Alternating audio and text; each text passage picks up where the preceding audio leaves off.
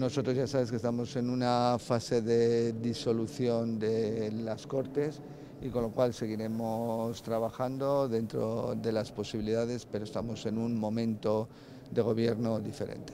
Pero no se descarta entonces ese Estamos traspaso. en un momento de gobierno diferente, quiero decir, las cuestiones complejas llevan tiempo y bueno, estamos, eso sí, seguimos gobernando y seguimos gestionando. En el caso de que el PNV condicionara su apoyo a los decretos que va a llevar el Gobierno a la Diputación Permanente al hecho de que se produjera ese traspaso de competencias en materia de tráfico a Navarra.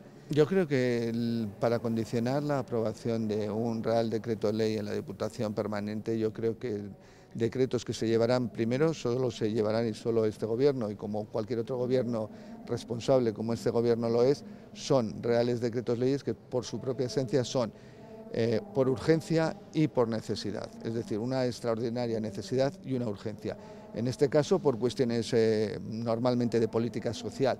Yo creo que la razón para poder oponerse a un Real Decreto Ley es que no cumpla esos requisitos, no cualquier otra circunstancia. Yo creo que serán reales decretos leyes en caso de que se lleven más reales decretos leyes que por su propia naturaleza el Gobierno entienda que son de extraordinaria y urgente necesidad, punto. Y por cuestiones principalmente sociales y de dar satisfacción a esas políticas que durante mucho tiempo han sido omitidas y que evidentemente quizá por esas circunstancias son urgentes y necesarias.